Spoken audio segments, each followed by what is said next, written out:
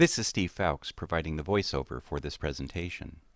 I am the Executive Director of the Cognitive Enhancement Research Institute, and I put together the PowerPoint presentation that has been converted into this series of mini videos for YouTube.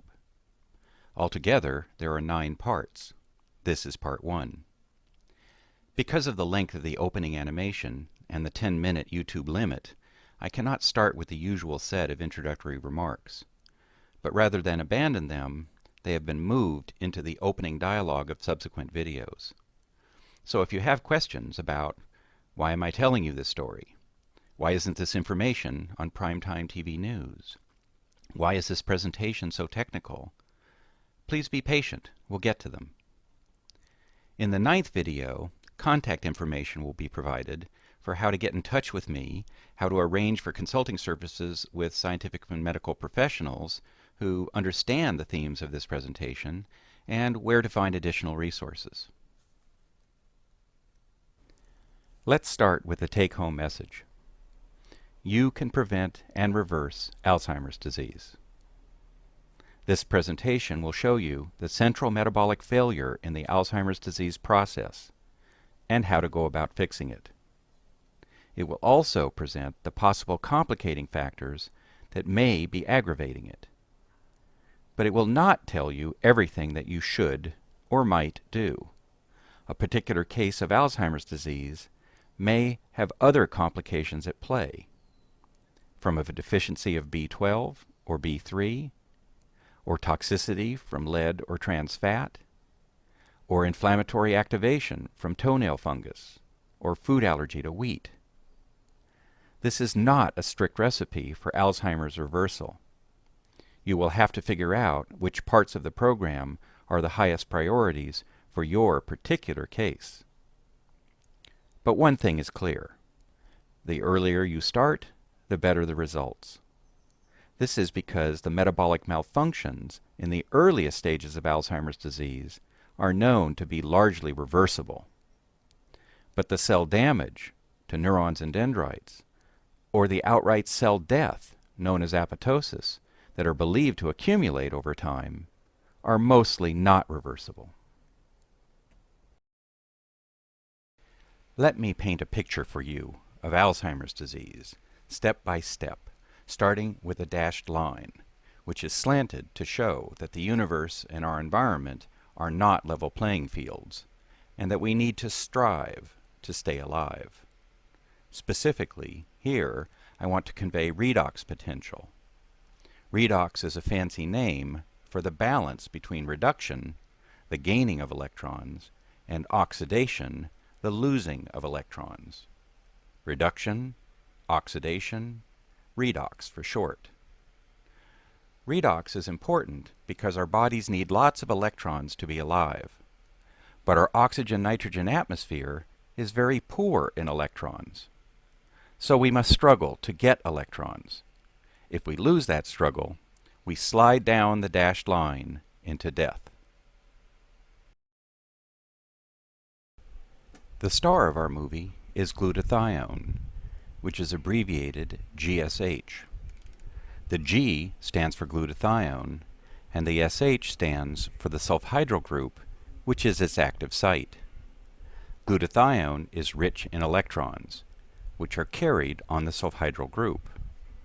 In her wisdom, Mother Nature has provided us with lots of glutathione, so that the redox balance always stays tipped to the reduced side, in opposition to the slant of the line, which is tipped towards oxidation.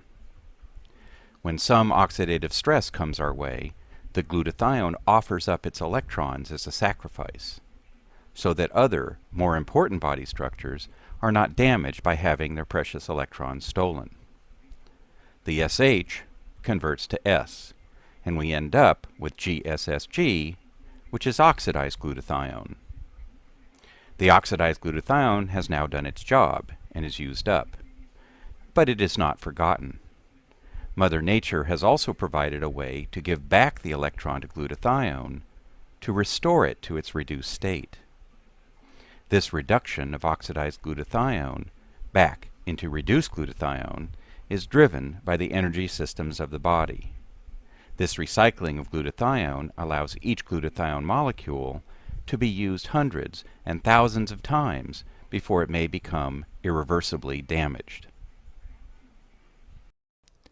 But glutathione also moonlights as a mercury detoxifier. By binding to mercury, which has the symbol Hg, glutathione converts mercury into a bound form, GsHg, which has dramatically less toxicity. This shifts the balance of the mercury closer to the fulcrum point on the teeter-totter, which keeps it from tipping the wrong way. Next to the teeter-totter are the Alzheimer's disease enzyme systems that are sensitive to mercury. These enzymes have sulfhydryl groups in their active sites. So glutathione must bind all the mercury to prevent the mercury from binding to the enzymes. When the energy system falters, glutathione recycling becomes impaired. This decreases the amount of glutathione and allows mercury to escape binding. Free mercury increases. This tips the balance and knocks over the first domino, the enzyme creatine kinase, which would otherwise provide the cell with emergency backup energy reserves.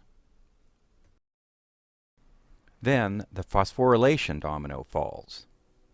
This phosphorylation cycle would otherwise regulate the long-term stability of brain metabolism and keep the brain's microstructure adjusted properly. Continued mercury influence then knocks over the microtubule domino, which would otherwise transport materiel down the long, thin axons and dendrites of the brain. And finally, after extended weeks and months of ongoing mercury-mediated pathology, beta-amyloid plaques form, which clogs the brain with garbage. This is the state at which Alzheimer's disease is finally recognizable in its full-blown medical context, and where it might be identified by standard tests, like brain imaging or autopsy micrographs. What is the strategy for reversal? Restore cellular energy mechanisms. Increase energy to recycle more glutathione, bind to loose mercury, decrease unbound mercury, and tip the scale back to a reduced state. Then, natural healing mechanisms can replace inhibited enzymes, reactivate the phosphorylation cycle, reassemble microtubules, and digest beta-amyloid protein.